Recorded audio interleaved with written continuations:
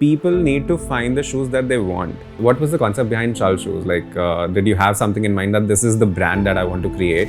In the Indian market, you don't have a lot of options, and you don't specifically have something for workwear. For me, I really want the customer to understand what they like. You're running this show in this almost $20 billion industry in India right now.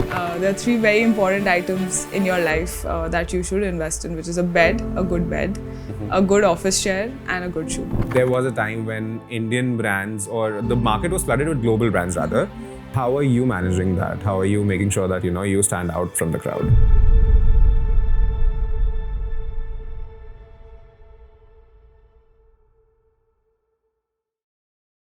Thank you so much for joining us today, Malvika. This is something that we've been wanting to do for a long time. We've been trying to get our dates fixed, but I think it's taken a while for us to get here. Thanks for the calendars, which are always busy for entrepreneurs.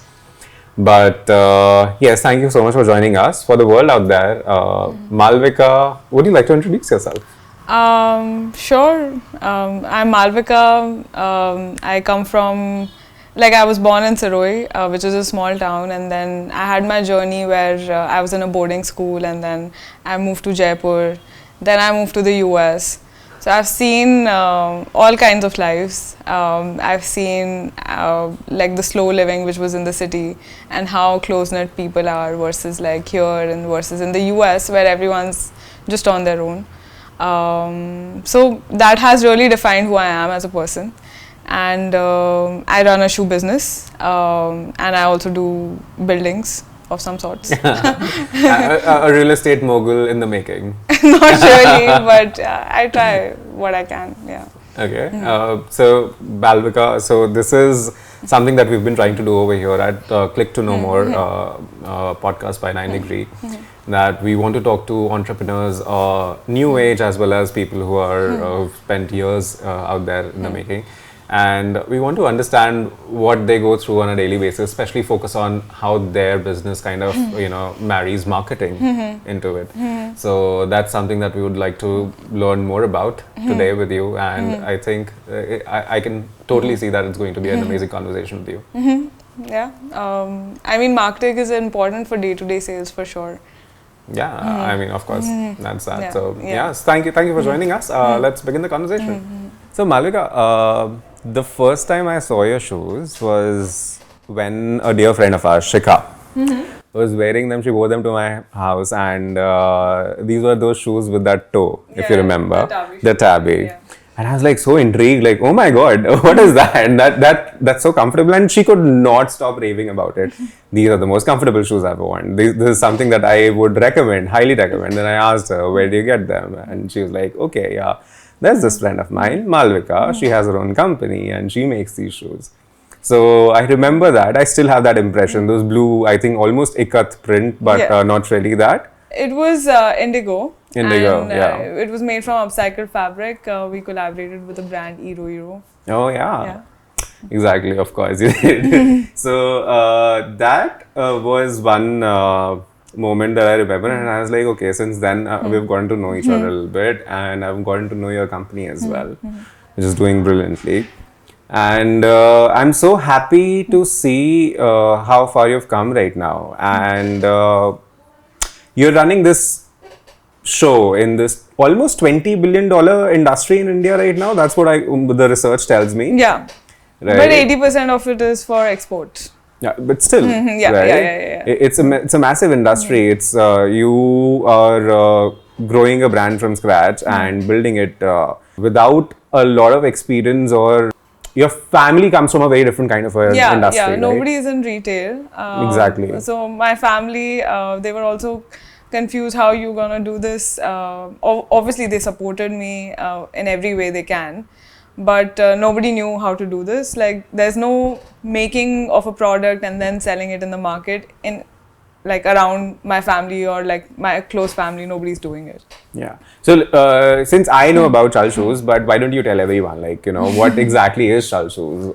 Can you tell me about that? So I mean, I didn't really have a passion of any kind while I was growing up, and then in college I was studying architecture and industrial design, and I was figuring out what am I passionate about. And then in my third year of college, I realized that I spend all my money in shoes. Like I've been doing that since forever, but I never really like claimed myself as like a shoe head or sneaker head. And then I took a shoe class, and in that class, like while I was doing it, I did not care about what's happening around the world. Yeah. My friends, they would wait outside, and I would just be making shoes. I was just listening to my music and just making shoes. Like 3 months, I was just making shoes, and it was very therapeutic for me. I didn't think that at the time that I was going to do this as a career, but when I graduated, I was still figuring out what to do as an industrial designer, because I considered myself as a designer of all things versus just shoes. And then I moved back to India because I wanted to, be around my parents, not be like overseas across 7 oceans. And my dad was like, well, let's just register a business. It was 2019, it was also COVID at the time. So 2019 December, we registered a business, and I was working with a lot of NGOs, Creative Dignity, Hand for Handmade. These were responsible for getting artisans on board and selling their stock online, because they really didn't have any resources or income at the time. And in that process, I met a few shoemakers, and somebody, just approached me to make shoes for Agio. And we did that, and it's been shoes now.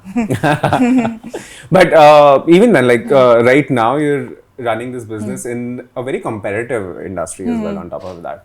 So you've got new brands popping up every now and then. The market is extremely price sensitive. There was a time when Indian brands, or the market was flooded with global brands rather.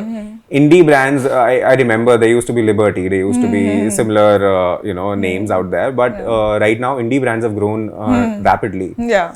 There's this brand called Nikron that I follow. That's from Jaipur as well. Okay. So there is that. There's theatre, OCD. There is Comet. There are a lot of Neiman's out there. Neiman's is growing rapidly. So it's a competitive world out there. How are you managing that? How are you making sure that you stand out from the crowd? So I wanted to design shoes for anybody who's working from day to night. They leave the house and they want to be put together. So that was always the intention. And since I was starting a business in 2020, it had to be sustainable. Of course. So we didn't really think about what's happening in the market, what's selling in the market. I mean, I should have thought about that when I did my first collection, but I didn't. It was all blue and in different silhouettes, so that people could try what they like, what is comforting to them. Personally, I prefer something that's around the toe, that's, goes around the toe and secures the feet. Yeah. But everyone has a different preference. So we were just doing research for the first 2 years on how shoes are being used in Indian market, because I feel all the other brands, they're catering to a specific trend. Like, okay, this is popular right now, red color is popular right now, so we'll do that. But for me, I really want the customer to understand what they like. For example, Shikha likes the Tabi shoe because, it covers her feet and it's easy to wear. Yeah. Earlier, she would want something that covers her feet, but she always found a laced option. Yeah. So that, suited her. And just figuring out what you like as a shoe, because not everyone can have all kinds of shoes. So we're not really trying to differentiate ourselves or stand out.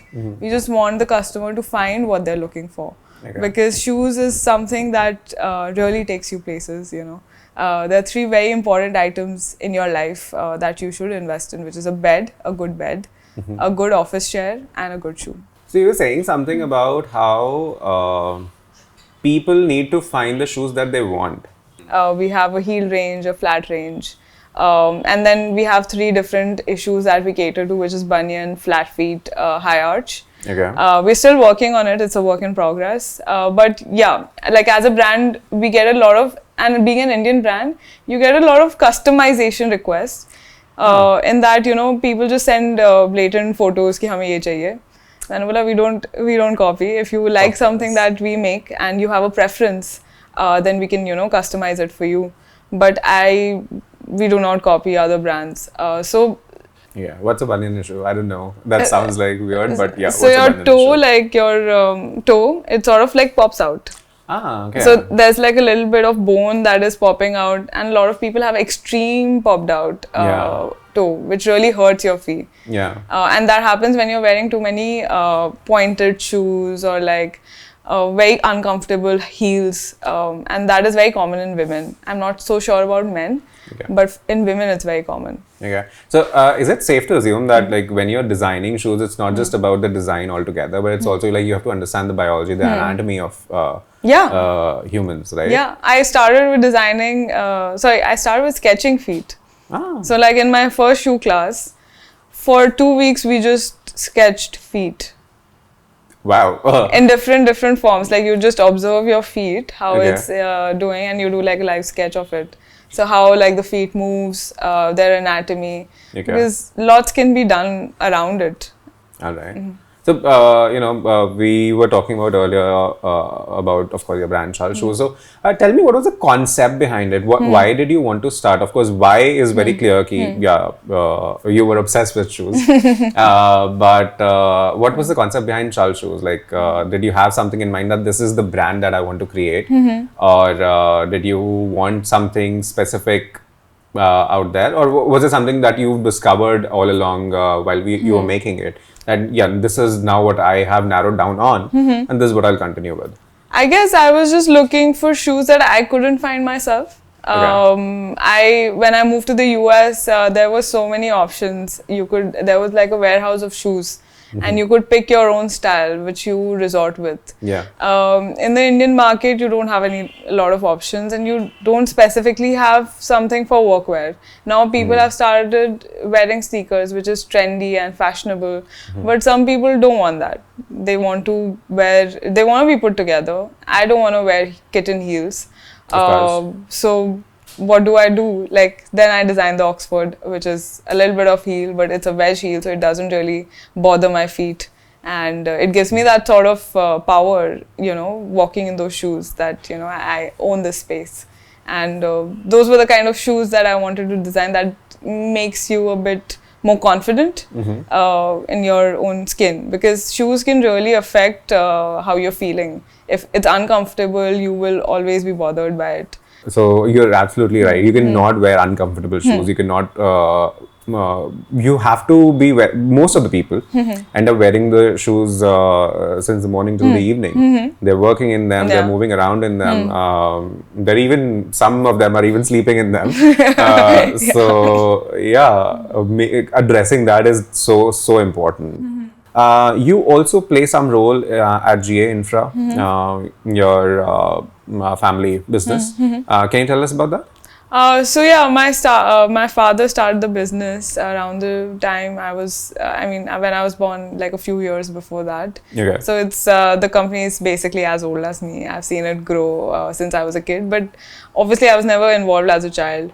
And when I moved back, I was functioning just as a designer. So I would do like little things like making a website, or seeing how the office is functioning, because my dad is very much focused on projects, like doing infra projects, water infra projects. So he does not have the time to look at other things around the business, which is also important as well. True. So that is where I started working in 2019 itself. And then eventually 2 years ago, I think we had this new building project that had come up, and it was something that we were approaching it as on our own. Like, the government was not the client, this was our own project. All right. So I saw the plans, the architect had sent the plans, and I was just, reviewing it with my brother. He's younger than me, and we were both like making notes and sticking it on the plan and doing all of that. And we didn't even know how to read a proper floor plan. Like, there was electrical drawings and all of those things. So I thought maybe I should know all this because it's our own project. I should know how it's going to happen. And I was just making suggestions. He was also making suggestions. And I think after 1 or 2 months, my father and my chachu were like, why don't you only do it, Yeah. And I was like, how am I supposed to, manage a whole building? I've never even, made any sort of architecture stuff in my life.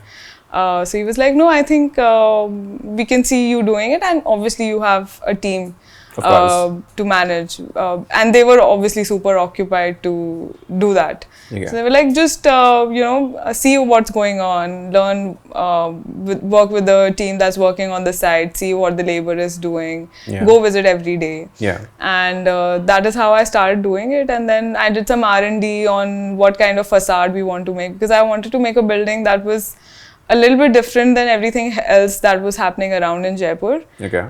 Because like the glass facades are something that has come up, and it doesn't really work for our weather.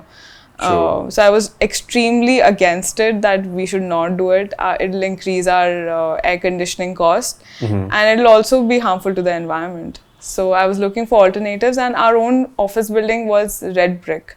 So I thought, why not just create that into a design language and create all our buildings like that. Okay. So then we, from red brick, we turned to like a glazed option, so that, because in red brick, it absorbs water. Yeah. But for the glazed option, you don't have that issue. I think every business should have a design thinking approach. Yeah. That is all I did with my dad's company. Like I put a little bit of design thinking into how the projects are going. Yeah. And even existing projects, we keep incorporating new things, which is not really required by the government to do. It just makes things more systematic.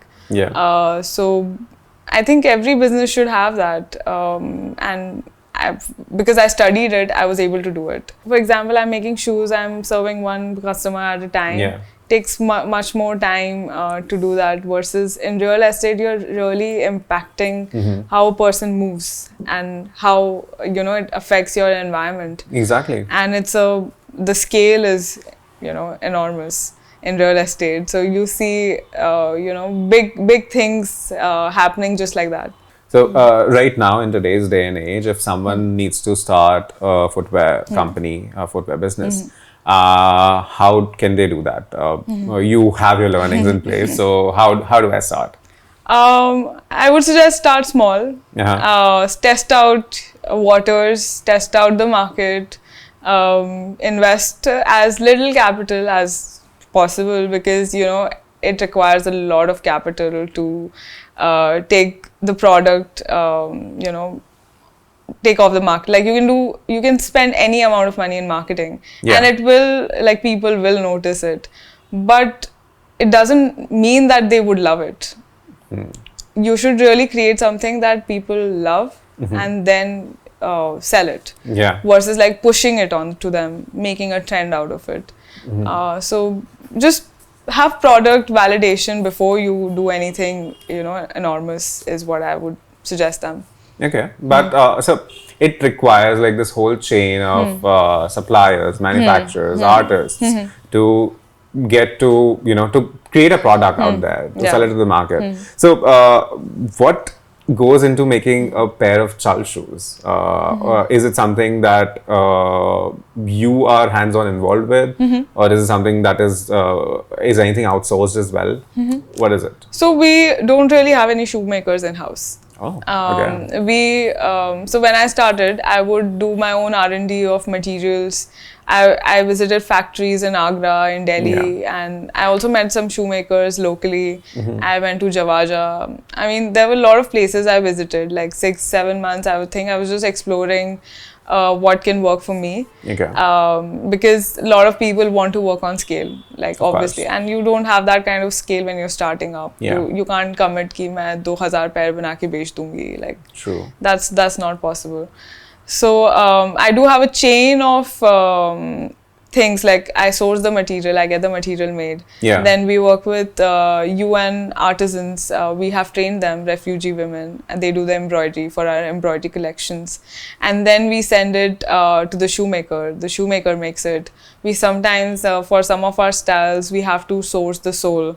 We make our own tire soles. So I go to the garage and, segregate the waste, which is working for me. I want a little bit flexible sort of a tire. So we segregate it, we get it cut and everything, we get it washed, and arrange all the components of a shoe, and then the shoemaker makes it, and then we package it in house. All the design, all the sourcing, everything is done in house. But there are a lot of steps involved before the shoe gets delivered to the customer. And also, like, to make it more sustainable, I decided that we will create a bigger timeline for the customer, 2 to 3 weeks, but it will be made to order. So once we have received their order, then only we make the shoe. Okay, but is that a profitable thing to do? For now, we obviously have very less margins, but we also want the customer to experience what a fresh shoe would be like for them, if it's suiting them, because most of our customers are repeat customers. Okay. Like, they like the shoe first, and then they order more of the same in different colors. So interesting. It's profitable for now. That does make sense, because yes, as we talked about earlier, there was a time when everything was flooded by global brands. Right now, people are more conscious about what they're buying, and people are more conscious about how they're styling them as well. So styling brings me to something that you mentioned. There are companies sourcing from you now to style their clothes, to do photo shoots. What are those companies? Tell me about them. So, I mean, just stylists from Bombay, movies, Sonam Kapoor and company. I mean, there are many stylists, for example, Manisha Melwani. Of course. All of these people, they came across our shoes. Like Guneet Monga wore our shoes the day after she won the Oscar. Okay. So basically, the stylist was curating her LA wardrobe, and she was going to be in LA for a month. When we sourced the shoes, that was one of the first sourcing requests we got. And it was completely organic. And we didn't know that, she was going to win the Oscar. That's huge. Like, your shoes are traveling the world in a way. You've got artists and celebrities wearing them. So how does that feel? Validating. But I would like to see everyone wear it in their day. Like, I get more happy when people are, wearing it every day. For example, Shikha. She loves a shoe. And I see her, she's my friend. And, I just get internally very happy when she's not wearing it to please me, but she just likes the product, Exactly. Oh, trust me, I know. I've heard such praise about it from her. So, yes, I do know what you're talking about. Talking about marketing, Malvika, so does a good product sell itself? No, it doesn't. Yes. So how are you marketing Chal Shoes? What are you doing? What channels are working out for you? What strategies are working out for you?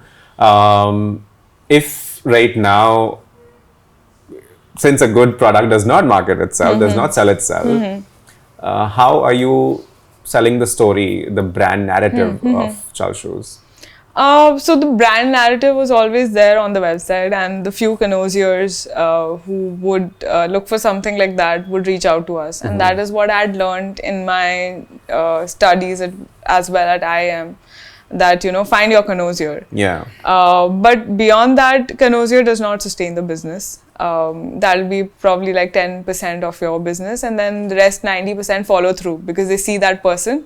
There are few connoisseurs in the market who people like aspire to be like, and then, the customer sort of wants that and then finds you because they want it. Yeah. So I think marketing, we've just started doing, it's been a couple of months. We've been able to figure out a good agency as well. But I still feel we're still at a very small scale to like market.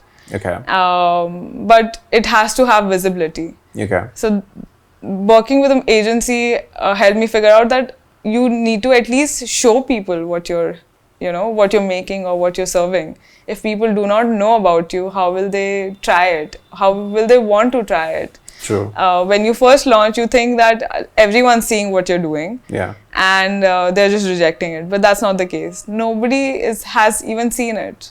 Like, if you're putting a post on Instagram, if I'm putting up a post on Instagram, maybe my friends will see it.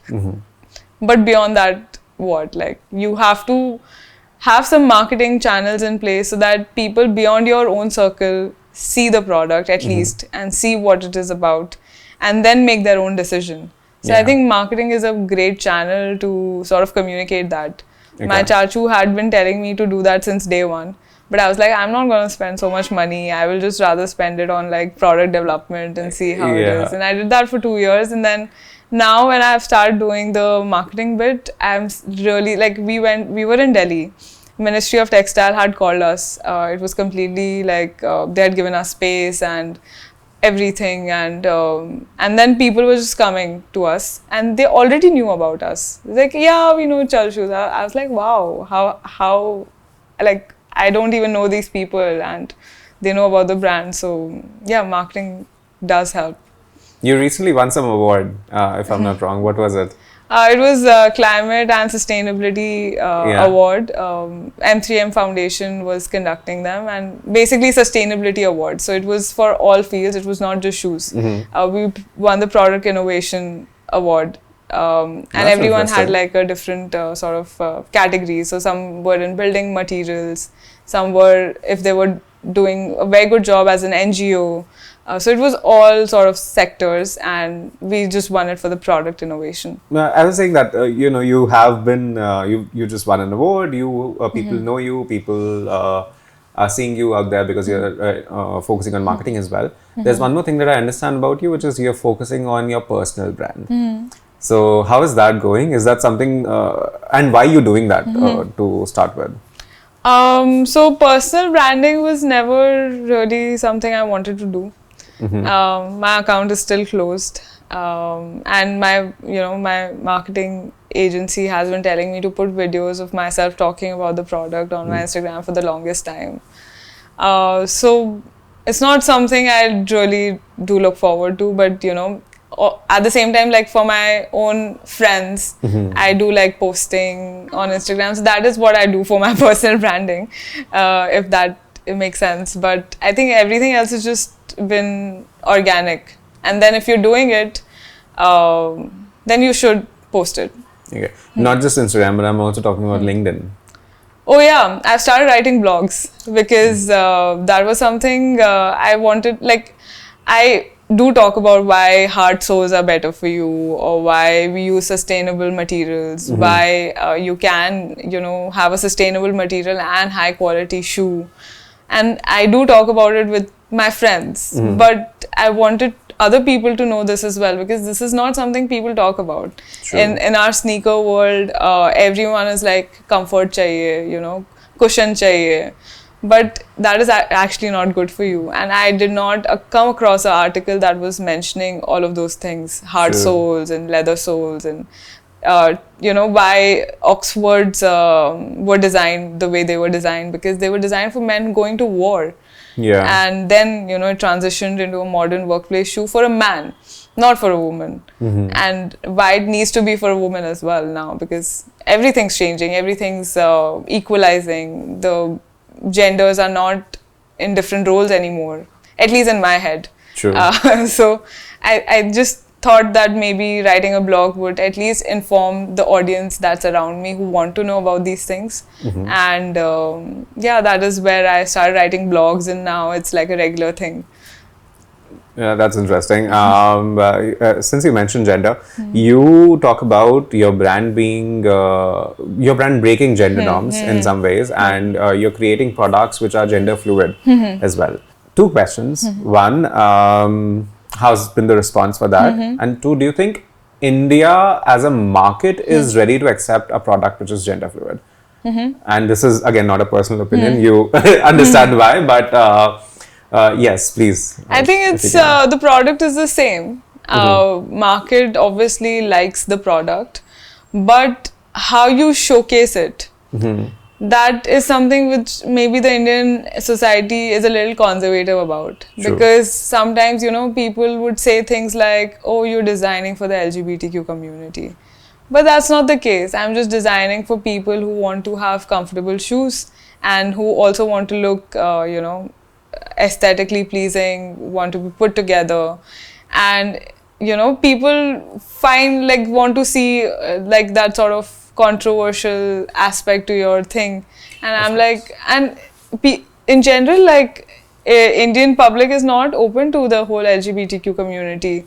So I don't know, like gender fluid is everyone should like wear good shoes. It's not like I should be defined by a heel that I'm wearing, or like a man should be defined by, you know, lace shoes that they're wearing. Okay. So I think shoes is just like a tool for you. So why discriminate it in those terms? True. That also tells me, reminds me that you've been working on as a part of this collective called Pink City Feminist. Can you tell us what that collective does and what do you do as part of it? So we started the collective and I just moved back. And I started with two of my friends, Arushi and Bhavya. And Arushi had also just come from the US. Bhavya also was very passionate about it. And we were talking about it. We were talking about it in some other group which was online. And COVID ke time pe, like everyone was online, right? Yeah. So as soon as the COVID lifted, there was like, I think, a window where people were going out. All of us met. Yeah. And there were like some boys and then there were three of us. And then, you know, some feminist issue came up and one of us got very angry and, you know, was having an argument with that person. And then Arushi was like, calm down, let's do something about it. Like, we don't want to be those people who are arguing at every gathering कि ऐसे नहीं होता है, वैसे नहीं होता है. Let's do something about it. Let's start with, you know, just walking at night. Yeah. Because we had, I mean, I had just come from outside and I would just walk everywhere and not care about what's safety or what. True. But here, after 8 p.m., I did not see women outside. So I was like, yeah, that's a good idea. Why don't a bunch of us collect and just walk on GL and Marg and see how people perceive it. And all of us collected, and at 10 p.m. we were just walking and singing and dancing. And the whole idea is to just be present at spaces, to not shout or scream about our rights, but I mean, it's understood that man and woman, they're not very different, except maybe their organs. A woman, I've seen women being more capable at certain decision making than a man, versus sometimes a man is also, you know, so good at, so kind, so like has feminine approach to things. So why should we put people in boxes? Like, people should just be. Yeah. So that was the whole idea behind Pink City Feminist, to equalize everything. All right. And does this ideology, does this philosophy also seep into your work? Yeah, all the time. Like, that's the shoes as well. We make it, like, we are very strictly not doing heels. Because that's not good for your feet. Yeah. We do wedge stuff, and a lot of our Oxfords are sold to men because they like that sort of pattern leather and with like a chunky heel, and you know, a lot of, so average height in India is 5'3" or 5'4", something like that. So even if a man wants to wear a heel, why shouldn't they? Yeah, everyone should stand tall, right? If they want to, they should stand tall. Yeah. And who's stopping? Who is there to stop them from doing that? So exactly. Yeah. I also want to touch base on like what your design philosophy is. Where does that come from? That was, I think, my study at SCAD. Okay. We were studying a lot about different eras and why design was important in that era. For example, the French Revolution, usse pehle it was very maximalist, very exorbitant, but there was also a lot of poverty. So design sort of translated eventually. And then during the Great Depression, Bauhaus came into picture, minimalism came into picture, because it was all essentialism. People didn't have resources to, you know, make like a very fancy sort of pillar in their home. You just make like squares, and that also does the job. So I was thinking about how design evolved over the time. And specifically in India, I saw a lot of maximalism. Like earlier, agriculture and handicraft go hand in hand. It still does. Yeah. But earlier, it was very region specific. कि कच्छ में ऐसी type की embroidery होगी, या राजस्थान में ऐसी type की embroidery होगी. कहीं पे weaving अलग होती है, कपड़ा अलग होता है. all of this was region specific, that were designed for people that worked there. But eventually it became sort of an ornamentation thing. Yeah. That, oh, I really like the patolas from Gujarat, so I will wear it. And then, you know, it was not even a patola like original patola. Now it translated into random prints on polyester, and maximalism was the norm. So when I came back, I thought maybe I should just stick to essentialism. Yeah. Only do things that really work for the product. Yeah. For example, if I'm making a red shoe, Yeah. so red really pops up and it does not have any random things on it that is not needed in the product. So that is where my design philosophy comes in. If there's a tabi shoe, so it should just be flat with a zip so that it's easy to wear. You can just slip your feet in and you're good to go. Okay. So the function comes after, you know, and the form follows later. All right. So in my head, tabby is still a cat. Okay, so I'm still struggling with that ideology, but so you've traveled a lot as well. So that is something that you do. You've had some interesting trips, some very enlightening trips as well. Yeah. So does that also kind of, you know, shape how you are designing the shoes? Are you bringing those travels back home into the company, and is that shaping your philosophy as well? Yeah, definitely. I think I was in Venice, and Venice entirely is made of gravel. Pathar, it's like if you're wearing Oxford, like what I'm wearing right now, because it's a straight shoe, you will have difficulty walking. You want some sole that is gripping the big stones. Yeah.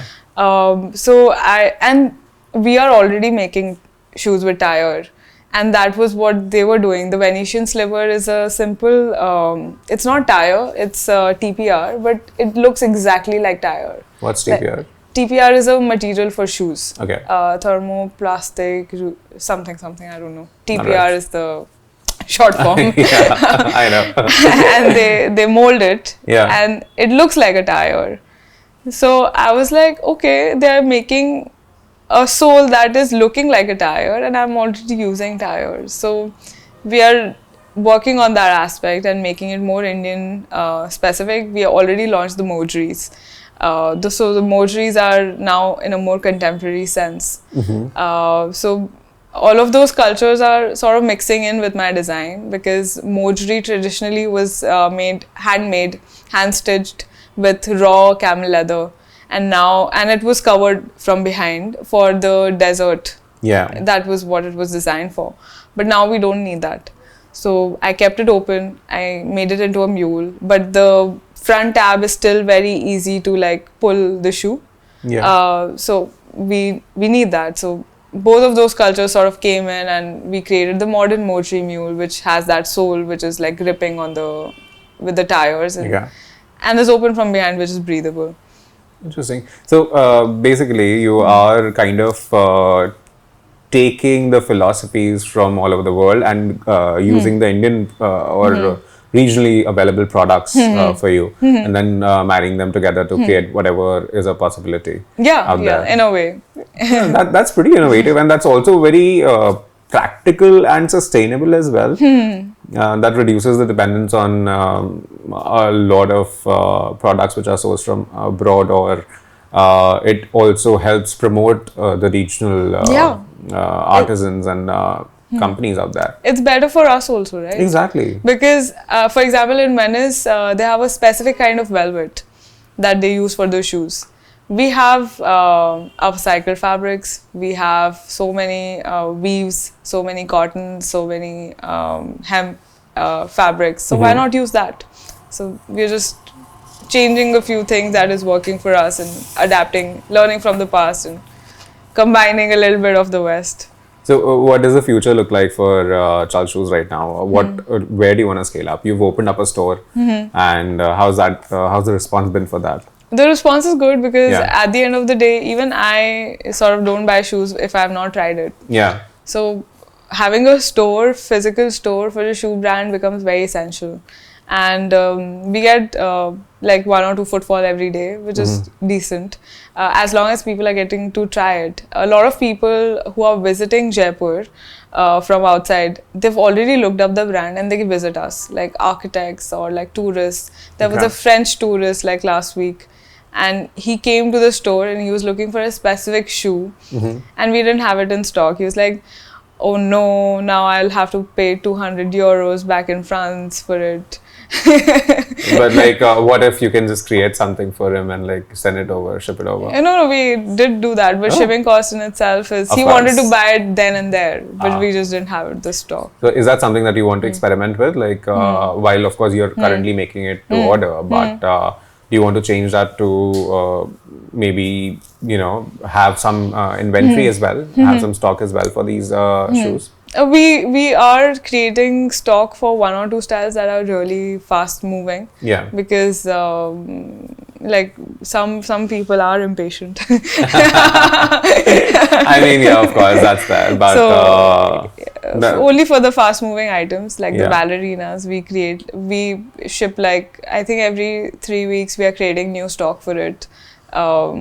We get done with it in 2 weeks or 3 weeks and we are recreating it, but not for every shoe. One last thing. So, what do you want to tell people out there who might be new entrepreneurs who want to start their own companies? What are some risks that they should be looking forward to? What are some challenges that they need to, you know, address while going on it? So startup culture is growing rapidly. Yes. Right. Everyone is doing something or the other. But I think when it's all literally from doing it. Like nobody can give you any advice on how you should do it, and you should also not. If there's somebody like, oh, I'm a business mentor, I will try help, you know, setting up your business. Don't listen to them because nobody will know what is. I mean, if they knew, they would have done it themselves. Interesting. Yeah. So don't listen to all the jargon. Just focus on creating a good product or a service, like you have done as well, right? Now you're getting into that marketing phase. You know your niche. So figure out your niche. I think that's very, very important. You think this is my customer. For example, I thought Indra Nooyi is, you know, somebody I would want to sell to. But Indra Nooyi does not wear mojeries. She wears like a court shoe. So, you know, you will start somewhere. You will think, you will have a certain image in mind that this is where I want to be, this is who I want to sell to. But you discover it along the way and be open to changing it. Don't be very restricted to कि नहीं मेरे को ऐसे ही करना है, इसी को बेचना है, इसी price पे बेचना है. Don't do all of those things. Like you should, you know, explore bit more, be a bit more open. Listen to if somebody is actually like tested waters, has a fully functional business. See how they're doing it. Observe how people are using, how people are experiencing your service or product, because they will not tell you everything that they're thinking. They will only tell you things that to please you, or they will just go away. Nobody's gonna criticize the work that you're doing, not even your friends or family. If there's one friend you're able to find who's going to criticize or who's very critical of your work, I think you should have those kind of people more in your life. And that's all. I just do it, you know, like just be focused and do it every day. Spend time every day, every single day on it until, you know, it starts happening. I do like see gaps in the market and I want to fill those. And obviously I think about when I'm 60 years old, how I want to look back at my life. So that is where some thoughts come up. To create a legacy, to, you know, do something for your children or whatever, all of those things. So don't really have that key, I want to be Entrepreneur of the Year award, but just create something that is meaningful is what I still don't think I've created something that is 100% meaningful, like the polio vaccine. But I mean, apples and oranges, but still, I get what you're trying to say. So something meaningful, and I think that's very hard to do, and that's the goal. Okay, what is meaningful for you? Except for the polio vaccine. Meaningful, creating some, I don't know. I think it should just help people in some way. Like wearing good shoes changed my life. So, I don't know. Meaningful can be as simple as doing a good thing for somebody in need. If I'm at a position where I'm selling enough shoes that I'm able to make shoes for people who are walking bare feet, that's meaningful as well for me. So it highly depends. It's nothing specific. It has to have a soul, and it has to serve the world in some manner. That's the criteria. Yeah. Okay, so we have some questions that we want to take up. Not really questions, but like these are quick takes. Be very quick about these, okay? So, leather or linen? Leather or linen? Linen. Leather. Leather. Vegan leather or OG leather? OG leather. Okay. Recycled plastic or recycled fabric? Recycled fabric. Jaipur or Milan? Jaipur. Milan or New York? New York. Yeah. Sneakers or sandals? Sneakers. Sneakers or Oxfords? Oxfords. Mules or tabis? Tabis. Okay. Balenciaga or Louboutin? Balenciaga. A word you overuse in design meetings? Design. Come on. One piece of advice you live by? Just have fun. Yeah. Anything that you want to share with the world right now? No, nothing. Just have fun. Don't be so hard on yourself. All right. Yeah. Thank you so much for joining us, Malvika. And it has been a lovely conversation with you. And we really hope that, whatever meaningful work that you want to do, you're able to achieve that soon. Thank you so much for having me here. I don't know how I'm here, but I am. And it's I'm really happy about it. All right.